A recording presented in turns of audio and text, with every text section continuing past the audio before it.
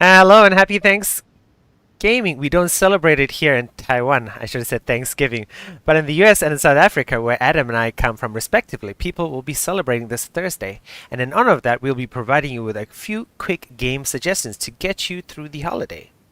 Now, we could have done a simple Games We're Thankful For episode, but that's a little bit cliche. So instead, we will be breaking down today's games into three Thanksgiving themes.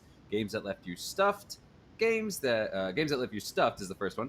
Those are games that gave us a tremendous feeling of satisfaction upon completion. Post Poultry Party, games to play with family and friends. And leftovers, games that have either been sitting in our backlog for far too long or games that we've been away from for a while that we would like to get back into. And with that out of the way, I do believe it is time to dig in. So, Krian, would you like the first serving? Sure, I would love to. Okay, and my video has been messed up for some unknown reason. So a quick resize and I am back. The beauty of live. Ah, it is the beauty of life. Okay. So my game today is Shadow of Mordor. It is developed by Monolith, but published by WB Games. WB is Warner Brother Games. Same people who made Shogo, if you didn't watch our episode about that, and they made Fear as well. It was published on September 30th, 2014. All platforms except mobile. You are a ranger of Mordor. Pardon me because I don't know the lingo well. I usually just play games and not really think about them too much. In the game, you are killed, but not before seeing your wife and son killed before your eyes. Luckily, you are saved by a wraith called Celebrimbor. He allows you to never die. You become the Grey Walker, which is often mentioned throughout the game. Your main goal is to fight Sauron, of course. You have an RPG-like tree, and once you make a choice on one side, you can make a choice on another side. You get to perform execution moves. You can be stealthy. You can just slice and dice. The game, the music, and the battles, like all really connected with me. I sort of love revenge stories. It made me feel like I really had a stake in defeating Sauron. The highlight of the game, though, and gamers would have heard of this as older, maybe casual gamers would have not, is the Nemesis system.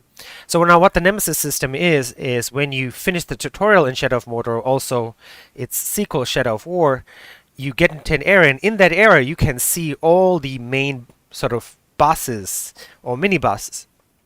And you can decide who you want to take on, what this person's vulnerability is, what his strengths are, and if you fight this guy, who is he connected to? And the way it works even greater in a more awesome way is that when you fight a guy and if you don't execute him, or and you know with magic and stuff sometimes people can come back to life. So if you fight this guy, you defeat him, and later on he'll come back and he'll say, Grave Walker, you should have killed me the first time.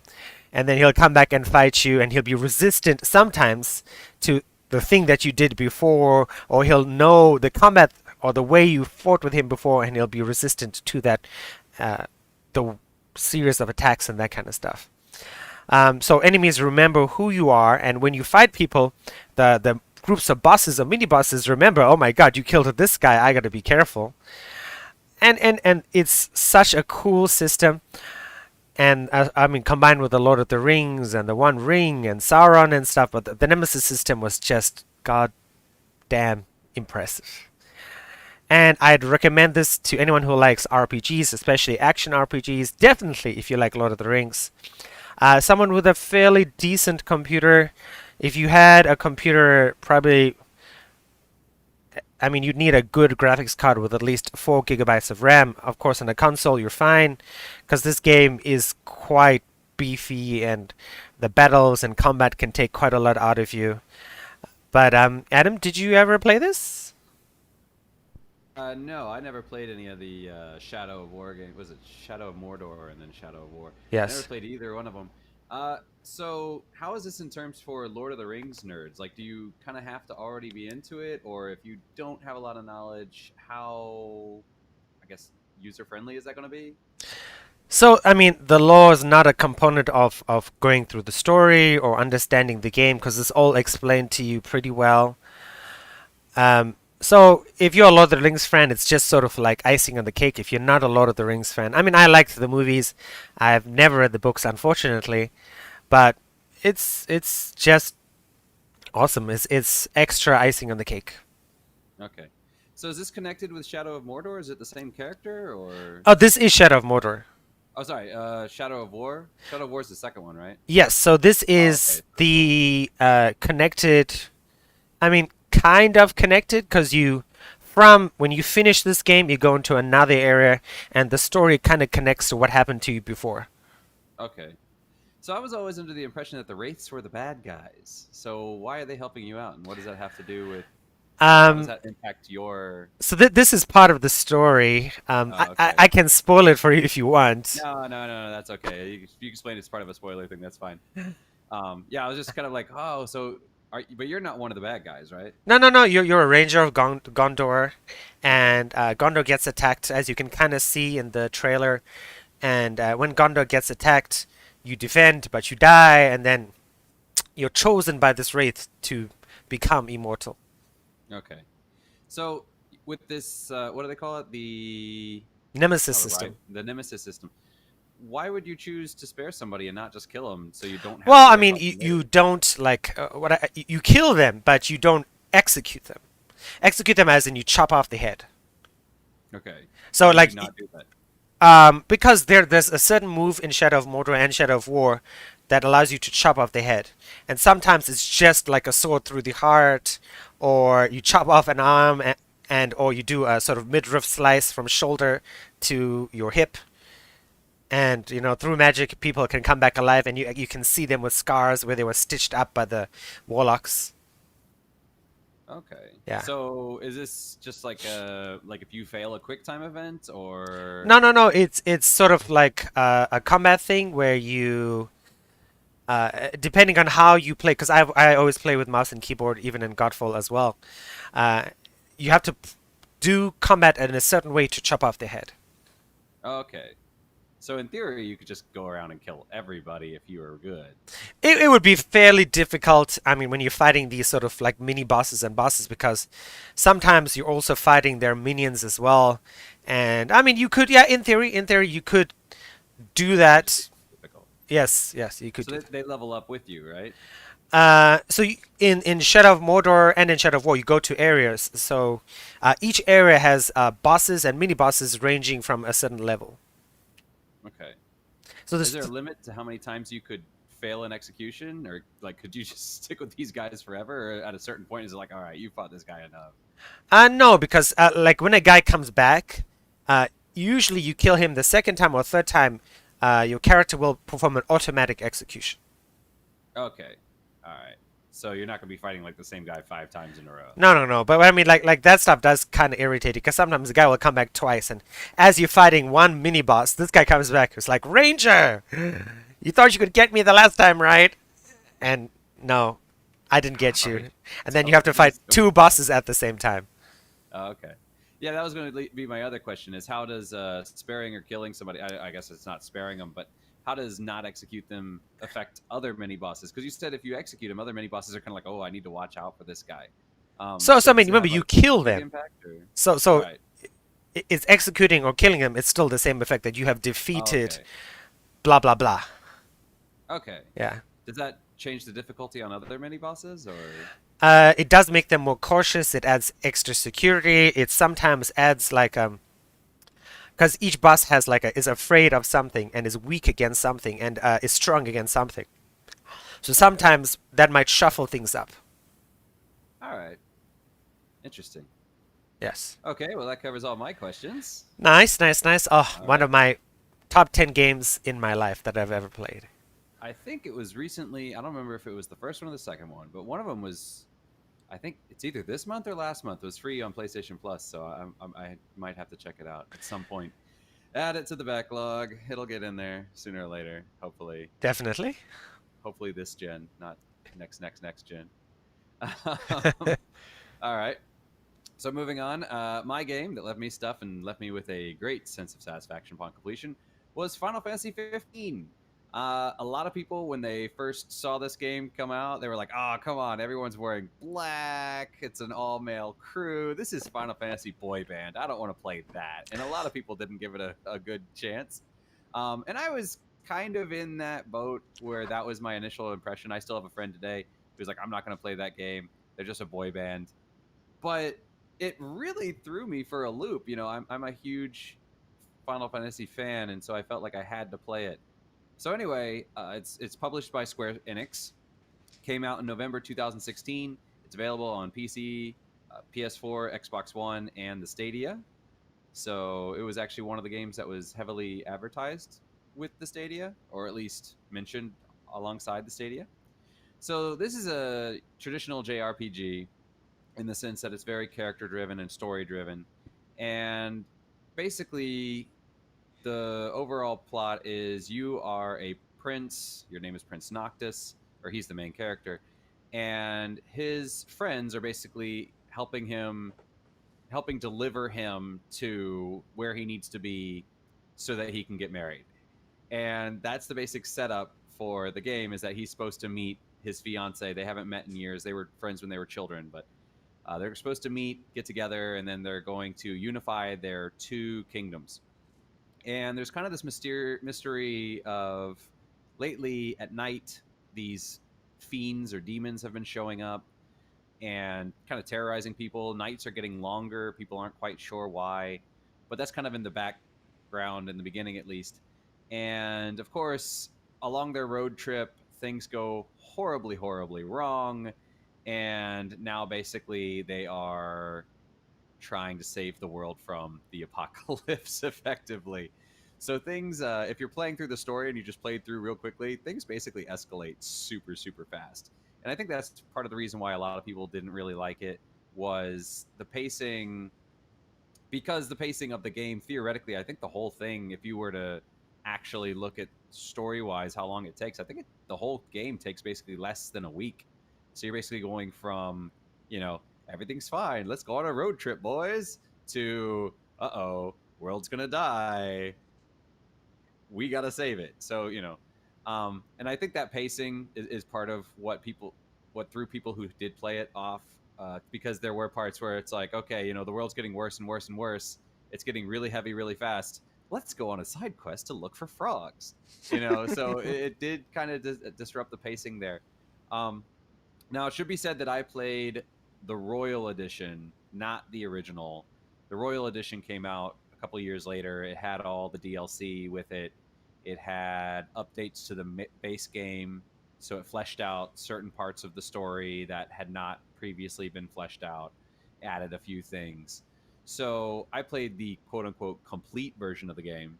And even then, the full complete version of the game was never released because some of the DLC was canceled and put into books and stuff. So if you actually go into this story, it's quite deep, actually.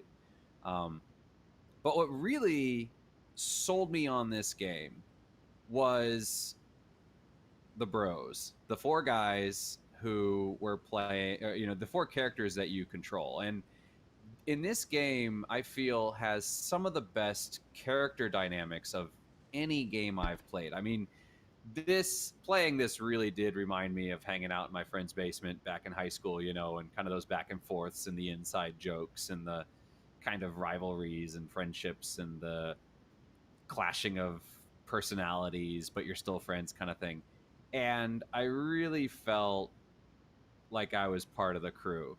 I think it really kind of solidified it for me when early on the characters all seem to be archetypes. They seem to be tropes. So you have kind of the quiet, brooding, emo leader, and the big, strong guy who's a musclehead, and the kind of I'm clever and smarter than everybody else, and I should be the leader, but I'm not the leadership type, but I have the brains for it, and a British accent, type for no apparent reason.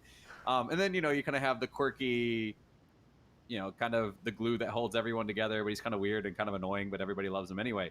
But it was that character, the kind of quirky guy, and very early on they stop off at this hotel, and it goes to a cutscene where he's kind of sitting on the roof of the hotel, and the prince comes up, and they have this long discussion about how he's like, well, this guy's good at that guy's good at this. You're the prince, you have all this magic. I don't really know where I fit into this. I just kind of feel like I'm the fourth wheel here. And just to see that insecurity in a character was for me really compelling. Just because, trope wise, yeah, he's kind of the guy who just kind of sits there in the back, but he was self aware of it. And yeah, I think a lot of those insecurities ended up coming out later. Some of the other characters who, you know, the smarter character kind of shows that he's also very kind of dogged in a way. He's very loyal. He's almost unquestioningly loyal. So he's, he comes off as seeming like this really intelligent guy, and he really is. But at the same time, he's doesn't really think for himself so much. The stronger guy is kind of this, he's also kind of enjoys reading books, so he's kind of throws in philosophy ideas and stuff from time to time, which kind of subverts his trope. Um, so yeah, I just felt like the characters were very real, very well fleshed out, and going through their journey and seeing their friendship just left me with a real good sense of satisfaction. And when the game was over, I was just like, oh, I feel like I was part of that. So Okay. Now this combat, is it action combat or turn-based? it is action, actually. Previous Final Fantasies, they had always done turn based. Final Fantasy 13 kind of changed that up where you could only really control one character, and then Final Fantasy 14 was obviously online, so things were a little bit different. This is the first fully action based Final Fantasy, and this was one of the reasons why a lot of traditional fans have become angry with the franchise. This was a big thing with Final Fantasy VII Remake. Was a lot of people wanted the traditional active time combat, and they went more action oriented. So it is action oriented, but at the same time, it's not fully there. Basically, what happens is there is a designated attack button, and you can just hold that button down, and they will auto attack. And then you can use other buttons to input things like the main character has a warp ability. Using the D-pad, you can select to use items or magic. But as far as attack is, it's really just hold it down and they just auto attack. And so Okay. that's why a lot of people uh, online would say like, oh, Final Fantasy 15 is just hold square to win. And against small enemies, that is kind of what you do. You just hold down the button and they just auto attack. Now, in Royal Edition, this was not in the original, and this is part of the reason why Royal Edition is way, way, way better. In the original, you could only control Noctis, the main character. You could equip items and stuff on the other guys, but you couldn't control them. In the Royal Edition, you can swap to other characters. You have to unlock it on your tech tree, but you can unlock the other characters and then control them manually. And each character controls very, very differently. And because of that, it actually makes the combat way, way, way more interesting. For example, Prompto, my personal favorite, he's kind of the goofy guy. He's kind of your glass cannon. So in the regular game, he's always standing back and shooting from the outside. Well, when you get him, you kind of go into a third person shooter mode. So then it kind of plays like a Mass Effect in a way. And you have access to either your submachine gun, you can use pistols, you can use a flare, or you can use a bazooka. And so you can swap to this, and it kind of goes to a third person shooter. If you switch to Ignis, who's kind of the smart guy, he uses daggers primarily. You can imbue your weapons with different elements, and different elements will have different effects. Like if you're using lightning, he can kind of teleport around really quick. If you're using fire, it's going to light the enemies on fire and do DPS damage. If I think the other one's ice, you can use it to kind of stun. And I don't remember, was it ice? I think it was ice. You can kind of use it to stun enemies and build up crits and whatnot. And then the last guy, Gladius, Gladio, sorry, Gladio is this big guy with the big sword, and he's kind of your traditional kind of warrior type, where he builds up basically a rage bar, and then you can expend that to do special attacks. So that actually made the combat way more dynamic. In the original game, they did not have that. So I would highly, highly, highly recommend, if you're going to play it, play the Royal Edition. If you have played it and didn't like it, but you played it early, get the Royal Edition and just pop on into the game. You don't have to play the whole thing, but pop on in somewhere and just kind of give it a try and check it out. I saw that, like this mentions VR. Do you have PlayStation VR or did you play this in VR? No, I do not have PlayStation VR, and I did not play it in VR. As far as I know, the only VR content is alongside the Royal Edition. They released a fishing game. There's a fishing mini game that you can play in it, where you just catch different fish, and the one character will cook them up, or you can turn them in for trophies or whatnot. But there's a VR fishing game where you can go fishing in VR. So if you're a fisherman and you enjoy Final Fantasy, I haven't tried it, but why not? Go ahead and give that a try. What is the cost of the Royal Edition, like roughly? I think by now it's probably the same price as the original. I don't even know if the original is listed anymore. It might only be the Royal Edition now. When I got it, I actually had the original edition, and then I got the Royal Edition DLC. So you could either upgrade with the DLC, or you could just buy straight up the Royal Edition. I think the prices should be fairly comparable at this point. Okay. I don't think yeah, 35 US dollars? yeah. So That's pretty good. yeah, so the people I'd recommend this for is people who love character-driven stories. If you're a traditionalist Final Fantasy fan, you actually might not like it because the combat is so different. Um, it is a little bit more linear than traditional Final Fantasies are, in that you have the side quests, but they don't usually branch. The story doesn't really branch off into different directions. The story's pretty linear, and most of the side quests are not necessarily fetch quests, but simple little tasks that basically you're running around in the kingdom, and people are like, "Oh, Prince Noctis, help us out," which seems kind of odd in a way that everyone's kind of casual with their prince, but whatever. It's the end of the world. I guess people don't care about formalities anymore. Indeed. Yeah. All right, switching to my poultry party game. My game is called Out of the Loop. It is available on Android or iOS, tablets, or cell phones. It is a party game you play with 3 to 9 people. It was released by a company called Tasty Rook on November 15th, 2018. That date is not so accurate. It could have been earlier, maybe if you were a beta tester. It's a fun, easy game. Basically, you're in a group of people. You guys all have it on your phones, and one person, well, let's say we're playing with 8 people, 7 people will see a word, the eighth person will not see a word. Then you guys have to go around answering questions and silly questions in order to figure out, all right, which is the person who doesn't know, who is the person who doesn't know the word. And at the end of the round, you have to guess who didn't know the word. And if you guess right, you get, let's see, you get 50 points. And if you guess wrong, of course, 0. And if the person who didn't know the word and nobody figured out who it was, he gets 125 points. And then it changes turns, and there's loads of categories: clothing, games, furniture, household items. I've never played this myself. I played it with students. They liked it.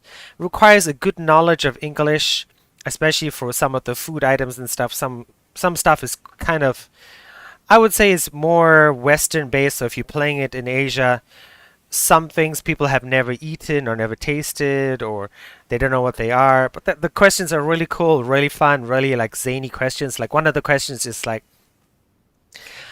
if you could have a year's supply of this item, but you could never eat anything else, would you take it? Something like that. That's probably not a good example, but and that's pretty much it. You get to answer loads of questions, like very weird questions that will give you the clue, and it's good for talking to people, good for playing with people you know, which is my thing for who's it for. Because if you're someone who's shy and you're playing with a bunch of people you don't know, this can be a little bit hard.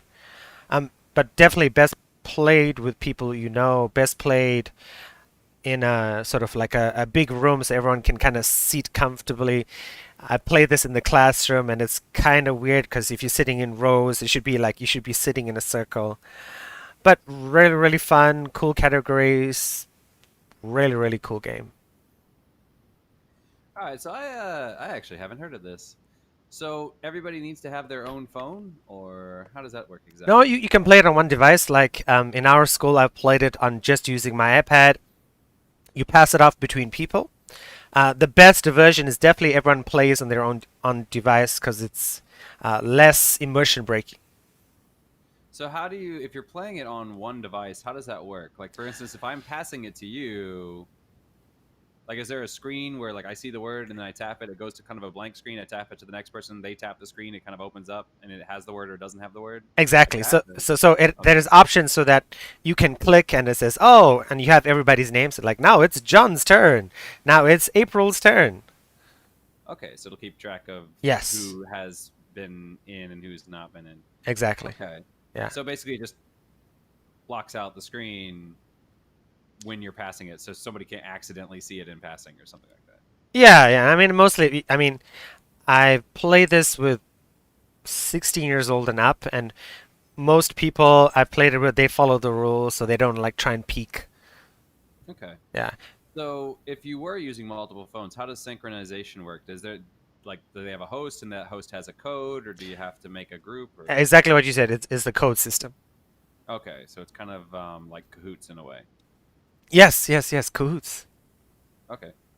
So what about replayability? I mean, how many options do you, or how long do you think it's going to be before you start seeing repeats, or do they give regular updates to add I more mean, there's content? loads of decks, and each deck has tons of words inside. I would say, unless you play this every day for a year and multiple games a day, you'd never go through every single word. And even the questions themselves, I would say you would see repeats. The words themselves, you wouldn't. But I mean, the questions themselves, while they might be the same, depending on the category, your answers and the way you talk about it would be absolutely worlds different. Okay, so for example, a question might be something like, if you were to buy a world supply, or if you were to buy a year's supply, how many would you buy? Could be for food, but it could also be for diapers, but it could also be for like tissue paper, that sort of thing. Exactly, exactly, Okay, so you exactly. see some of the questions repeated. Yes. All right. Uh, I don't know what I wrote there. Oh, what if you don't know what the word means? I mean, is that part of the game where maybe one of the players doesn't know what the word means, even though they're supposed to theoretically know the word, and then that can throw people off? So that's why I say this, especially in some categories, some stuff is definitely quite obtuse. Like I remember one of the words was garbanzo beans, and I was doing this with a Taiwanese high school class, and their English is pretty good. But I mean, I can imagine quite a few Western people don't know what are garbanzo beans. I've heard the name, but I couldn't tell you what it looks like. So that was so playing with teens, that made me like, okay, I've got to change the word, and Okay. that basically what happens. Yes. But that's part of the game too, right? Because if everyone's kind of like, okay, garbanzo beans, I kind of know what those are, but I don't really know what those are, so that's just going to make it that much harder to figure out who's the one that Oh, doesn't know. exactly, exactly. In that sense, but I mean, I would say at the basic level, you've got to have an idea of what something is. Because if you have no idea, it really ruins the game. If like the guy who doesn't know the word, doesn't know what it is, and then two people or even one person doesn't know, that will skew off things and doesn't like give us that sort of tense atmosphere that can happen. Okay, so if it was something like a slow loris or a okapi, and then Yes. people are like, I don't even know what that is. And, it's an animal for those that don't know.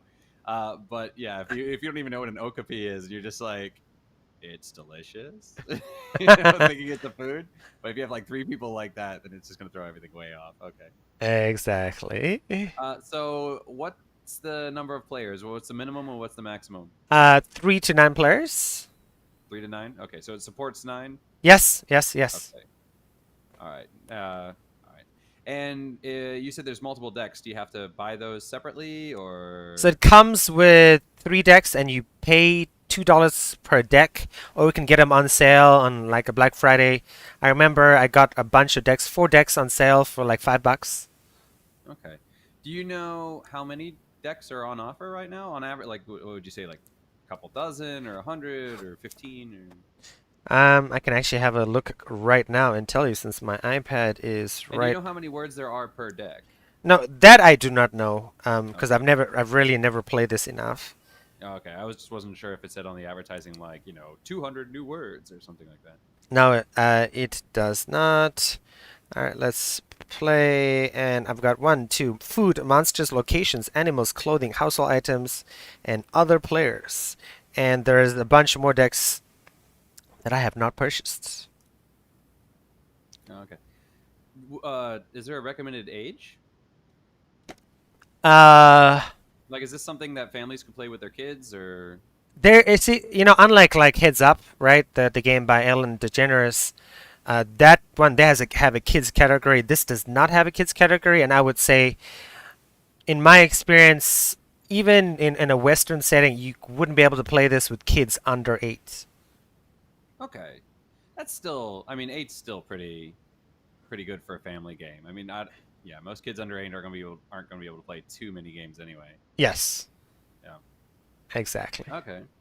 Very cool. All right, I'll have to check that one out. That one does sound like a great classroom game for a game day or something like Oh that. yeah, definitely. Excellent, excellent. All right, so for my post poultry party game, I'm going to talk about Ultimate Chicken Horse. And before I begin, I would just like to, because she did this for us, I have a friend in the States. She has her own podcast. Her name is Alice Shen.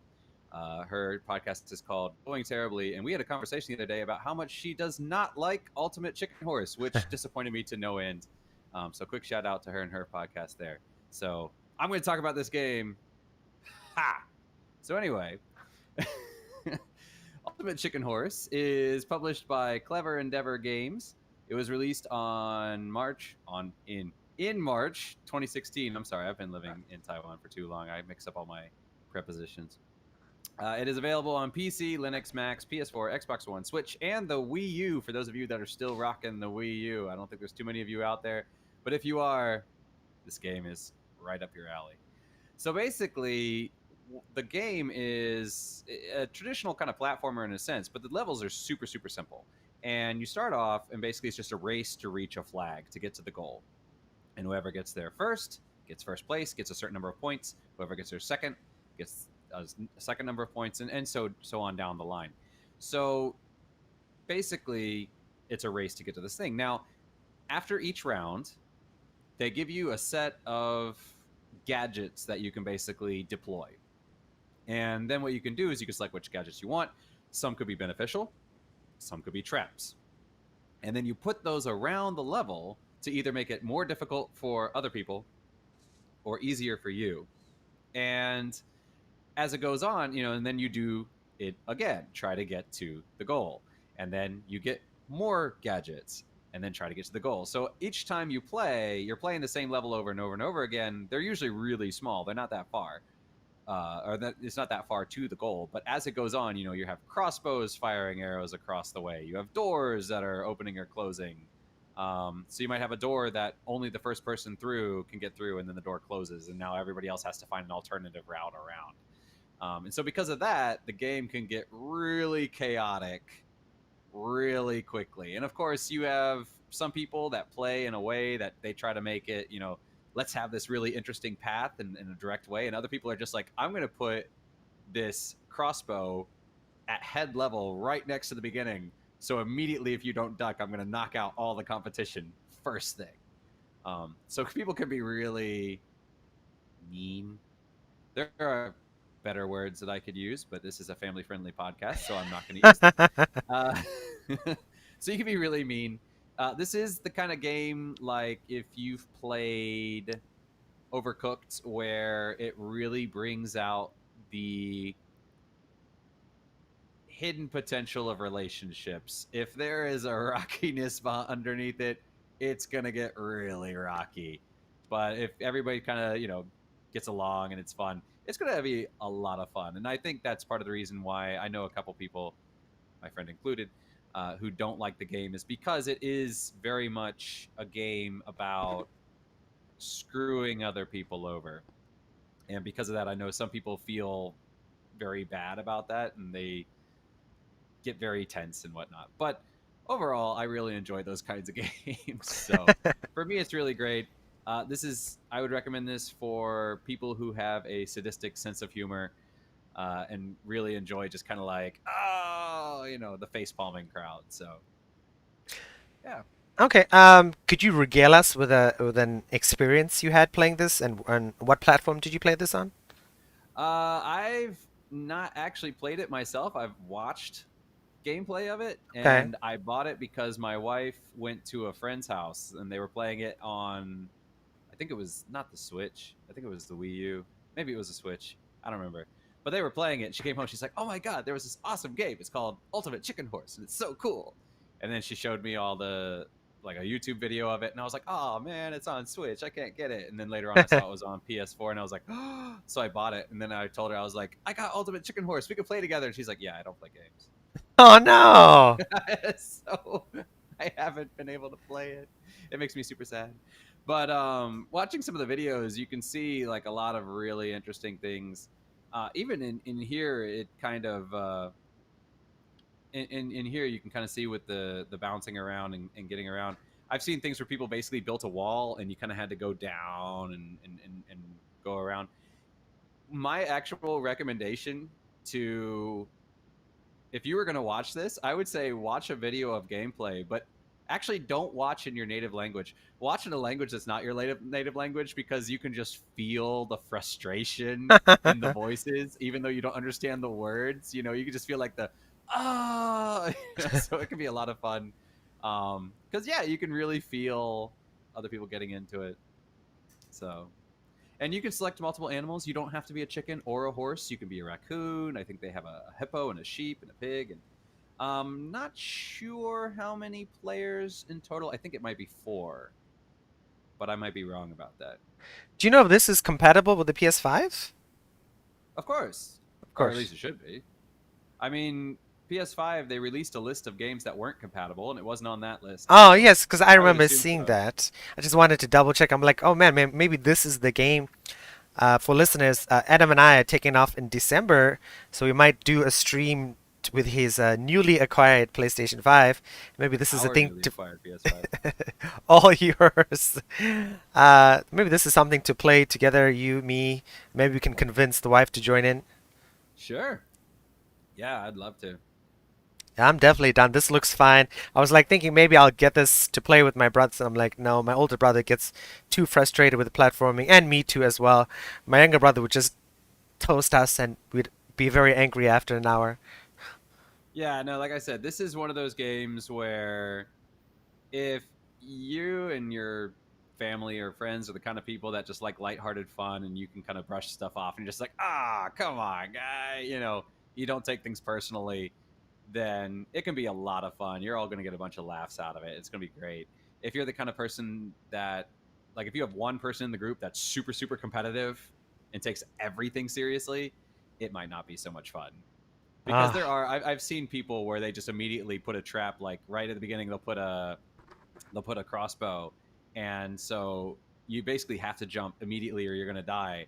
The next turn they grab another crossbow and just put it one notch higher, and so like so basically they get to the point where they're like, I'm going to make it so that this game is unwinnable. And a lot of people will do that where they'll just kind of, and it's one of those things where like if you have a highly competitive person, they're going to try to get to the point where they have more points than everybody else and then put the game into such a position that nobody can score ever again, and then it's not fun. But if you're the kind of person who's like, he's at the bottom of the tier and he's like, ha ha, ha, I just want to screw everybody up, and everybody can get a good laugh out of it. It can be a lot of fun.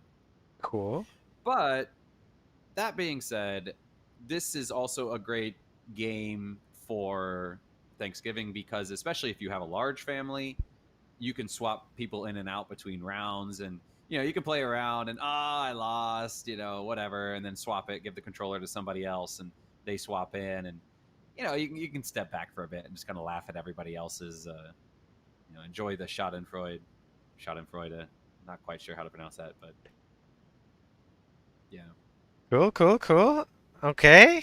Thanks for that. That is something I'm gonna pick up on probably on the Switch, not on Steam. Excellent. And I do believe it has online play as well. I haven't tried it out, Nice.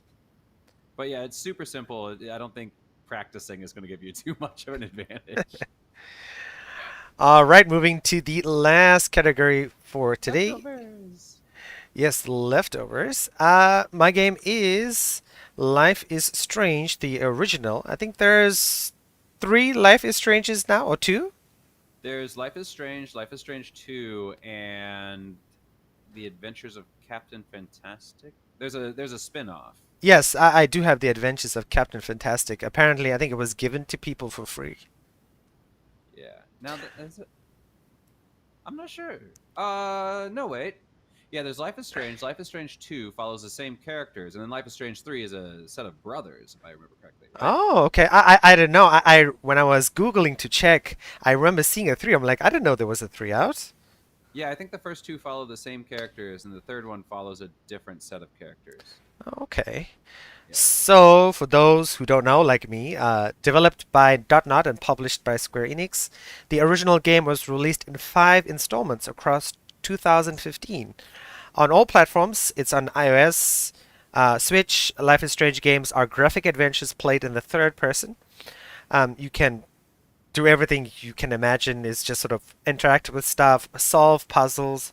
The cool thing about this, for me, who's like a sci-fi fantasy geek, is you have the power to control time, and that allows you to examine choices and do things you wouldn't normally be able to do in this kind of situation. I only played this for a few hours, and I've mentioned this before on the show, and I'll say it again. Since I got a Switch, I realized there's some games that are just much better played on the couch or played lying on your bed, or and this is, I believe, is one of them. So I've never gone back to it. At some point, I'll buy this on the Switch when it's really cheap, and or I'll just stream this from my PC to my tablet and play it that way. Um, it's for anyone who likes story games, anyone who likes sci-fi, anyone who wants to relive the horrible high school days or the glory high school days in Ah, this first installment. Also, very relaxing, story-based game. Doesn't look that great according to the trailer, but if you do load it up now in 2020 and you do upscale the graphics and turn on all the settings, it actually can look pretty good. So don't be put up by the graphics if you're one of those graphics people. It does look pretty good on a decent PC. Definitely give it a go. yeah, I played this on PS4. Did you finish it? Graphics look. No, I did not. The graphics looked fine. We didn't because okay, I think I've mentioned this before. My wife likes. She doesn't like to play games because she always gets that. Oh, I'm going to die. I'm a terrible player. I don't want to hold you back. That was. She's gonna be mad when she hears me use that voice. But um, but so she likes to play games like I mentioned before, The Walking Dead. She really enjoyed Until Dawn. Basically, she likes those kinds of games, but she kind of freaks out at quick time events, and that's why she prefers to have me play. She'll tell me what choices to make sometimes. She'll say like, "Oh, do this one, do that one," but because of the quick time events, she always kind of panics. So for that reason, she prefers to watch me play as opposed to play herself. So we played this one, and I think we got through episode one because I bought it because I remember that she really enjoyed those kinds of games, and so I thought, oh, this game it's been getting great reviews. We'll play it, and I'll get it for her because she's really going to enjoy it. And we played through the first one, and she just wasn't into it. I don't know why, which is really weird to me because, like you said, they have the kind of time rewind feature, Yes. and a big part of it is butterfly effect and how choices that you make are going to impact things later on down the line. And Yes. she loves the movie Butterfly Effect. It's like one of Okay. her favorite movies.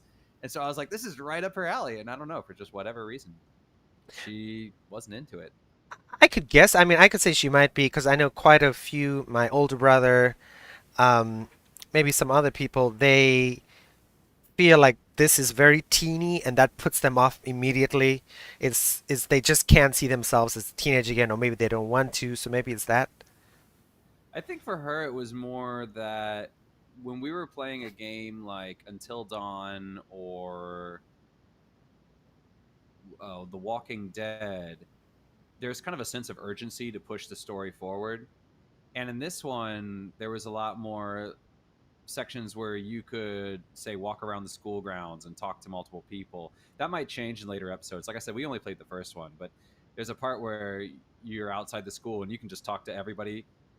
And I'm the kind of guy who does talk to everybody. And I think she just kind of felt that the game was a little bit too slow and boring. Oh, that also makes sense. So maybe that was partially my playing that she wasn't enjoying as much as, and not so much the story itself. But yeah, she did feel that, and then also kind of the game does encourage you to make a decision, rewind, make a different decision, see what you thought was how things should have played out, and then basically kind of lock in that decision because you can only rewind so far. Yes. Um, so I think it did want you to kind of experiment with that, and I think for her it kind of took her out of it because she's like, oh, I'm just seeing kind of the same scene 3 times, but just a slightly different ending each time. So this is definitely for people who are interested in exploring different possibilities. It's almost a not a psychological. It's almost a philosophical game in a way, and I think that might Yes. have been part of it for her, where she wanted more story and less philosophy. Yes. Yes. That So totally. yeah, but yeah, graphically on the PS, it's funny because you say, oh, the graphics aren't that great, but get it with all the updated graphics and stuff. I played it on the PS4. Did not notice any bad graphics. I don't know. Maybe it was more optimized for consoles because we can't choose options. So maybe we were playing kind of a middle range version of it or something. Don't know. Just because I mean, when I got this originally, of course, I mean, in 2015, it looked great, but like comparing it to stuff now, but I did YouTube a video, and I was like, oh man, this looks pretty damn good. Okay. Yeah. So did you only play the first one, or did you play Before the Storm? Is the second one, I think, right? Cause I mean, I never finished the first episode, so I didn't buy the other Ah, ones. So, you're in the same boat as me. I finished the first episode, but that was about it. and I played this, and at that time, I don't remember what was going on in 2015, and I was like, okay, I'm not in the mood. And for listeners, Adam knows I'm not a big story person, so I have to be in a mood for it. And at that time, I wasn't. So, but I really, really want to get down to playing this, and maybe this is one of the things I'll play on my December holiday. Okay, great. I know exactly what I was doing in 2015. I was watching the announcement of Final Fantasy VII Remake. I'm going to remember that for the rest of my life. I'm very curious about Catherine, though. I've heard so much about this Oh, game. I love Catherine. All right, so my leftovers or games that we've been meaning to get back into is kind of a little bit of both, where it's both a in my backlog and a game I want to get back into. So I played the original Catherine on the PS3. I wanted to play it on release. I never got the chance to, and then it went on sale one time, and I bought it. And this was one of the few times that I went back to my PS3. I went back to my PS3 uh, after getting the PS4 2 or 3 times. One was to play Mass Effect, once was to play Catherine, and if there was a third time, I can't think of it off the top of my head. But anyway, Catherine, this is Catherine Full Body. This is the newest edition of Catherine.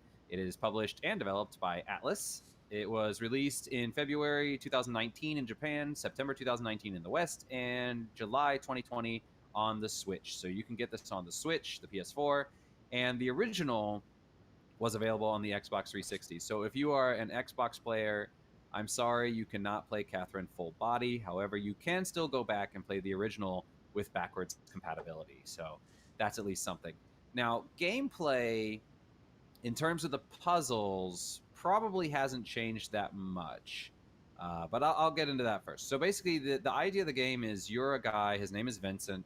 There are rumors on the news that men have been dying in their sleep for some mysterious reason. Nobody knows why. They've basically been sucked dry of their life force. And it's tied into these nightmares. And so at night, Vincent will have a dream that he is on a tower constructed of blocks, and you can push or pull these blocks. And basically, it's a puzzle in that you have to pull out the blocks and you can climb them, and you have to scale to the top of the tower. And it's kind of interesting because at certain points in the game, you can talk to other people who are stuck in the dream with you, and they'll actually tell you kind of these cool little techniques, like these little tricks, like, oh, this is how you can build like a Jacob's ladder or whatever they want to call it. And they'll kind of show you, demonstrate these techniques to scale the tower, which is kind of cool that they give you kind of hints and stuff and kind of teach you some solutions to logic puzzles. So they give you some kind of logic solutions, which is really, really cool. But anyway, you reach the top of the tower and then you wake up. And when you wake up, Vincent will go about his day. He has a girlfriend, Catherine, with a K. There's another girl, Catherine, with a C, who kind of shows up in his life. And he's kind of juggling, what does he really want in life? Catherine with a K, he's been wanting to get married, start a family. He's not quite sure he wants to settle down. Catherine with a C is kind of this spunky, kind of a manic pixie dream girl in a way. She's kind of the ultimate girl in his eyes, but he is loyal to his. And so the decisions that you make during your waking time are what's going to push the story forward, and what's going to are you going to lean more into the new Catherine, or are you going to kind of really solidify your desire to be with the original Catherine, or is Vincent just not ready for a relationship, and does he just want to be his own guy and be free on his own? And so all those kind of story things play in, and then they kind of come to a head in the puzzle sequences when you meet other people on this tower and kind of the things they're going through in their life, and they'll discuss these things with you and whatnot. So that's the game itself. Catherine Full Body. Some of the puzzles have been changed a little bit. I think most of them are pretty much the same. Basically, it's the same game, but they've added new content. So they've added a lot new story. There are a lot more new endings, and there is a new Catherine. So now you have Catherine with a K, Catherine with a C, and Rin, who is this pink-haired girl that we see here in the video. So now there's a new girl added to the mix, and it really complicates things. So this is it's not that bad in terms of, like, if you had a child in the room and they were watching you play, it wouldn't really be that bad. But some of the things that they talk about are adult themes, so I don't think a child would necessarily understand some of the concepts that they're going into and some of the frustrations that these have. It is a very adult game in that sense. So I would probably recommend playing it not when kids are around, just because they're probably going to be really, really bored. Kind of like if you're sitting outside with your friends and the kids sitting there and they're like, adults talk about the dumbest things. That's how kids are, right? I remember being like that, and I'm like, oh, Mom, just be quiet. Gosh, you guys are laughing at things that are not funny. But that's what adults do. So, I don't think a kid would enjoy watching it. So, probably better to play it when kids are not around. And there are some kind of scenes that are a little risque. But yeah, overall, it's really, really interesting. And at certain points, they'll kind of ask your opinions on things. It'll give you a question, and you ask, and it'll actually upload your information to kind of the server. And it keeps track of everybody that's played, and it kind of shows where you are on this range of everybody in the world, um, which is kind of cool. So, it's like, oh, you said that you would do this, but you're in the 10th percentile. 80 or 90% of 90% of people would actually go the other way and do this other thing. So that's just kind of a fun little thing, and it all impacts the story. So So I've got to ask this question: is how difficult are the puzzles? Because this game has always interested me, but puzzles always sort of like freak me out. okay, so there are three difficulties. At least in the original, there are three difficulties. I'm assuming this one still has all three, but it might have a fourth. I'm not sure. The first difficulty is not hard at all. And also, you can click a button that undoes your last move. So you can undo as many moves as you want. The puzzles are a little bit more difficult, and but you still have your unlimited undos. On the highest difficulty, I think you can only undo the last three moves, or maybe it's you only have a certain number of undos throughout the entire puzzle. I'm not quite sure. So on hard, it is quite difficult. On easy, it's not difficult at all. There's also competitive play. You can do multiplayer where you have two people trying to either you're working together to reach the top, or you have two separate towers and you're trying to reach the top first. They also have, and the other thing is that these puzzles are static. They do have some puzzles like in multiplayer that'll be dynamic, but the main game puzzles are always the same. So you can actually watch a walkthrough online, and you could do that if you wanted to, if you really got stuck, because it will always be the same in the main game levels. Now, one thing that is interesting is if you beat it on a certain level, you can auto beat it on every level below that, I think. So, for example, if you beat it on hard, then if you want to play the game again, because there are multiple endings, then all you'd have to do is as soon as you enter the level, you could just hit pause or menu or whatever, and then say skip level, and it would just skip the whole level because you've already beaten it. So that Cool. way, right? So if you've already beaten the game, and like I said, I think in the original game there were a total of 9 endings. So there were 3 endings with K Catherine, 3 endings with C Catherine, and 3 endings where Vincent ends up on his own. So there were 9 possible endings. Now with this new character Rin, I think they've added another 3 or something like that. So now you have like 12 possible endings. So to go through the game 12 times would take a long time, especially if you're having to solve the same puzzles over and over and over again. So if you can solve it on hard, you can just skip the puzzles and go straight to the story elements and the parts where you're making decisions. So Okay. yeah, Very, very cool. And I believe that brings today's episode to a close.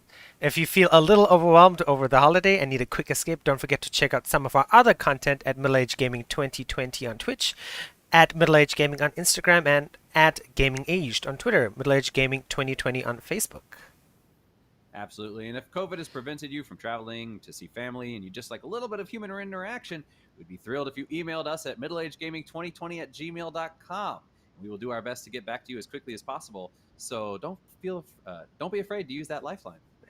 Stay safe and healthy, everyone, and enjoy your Thanksgiving.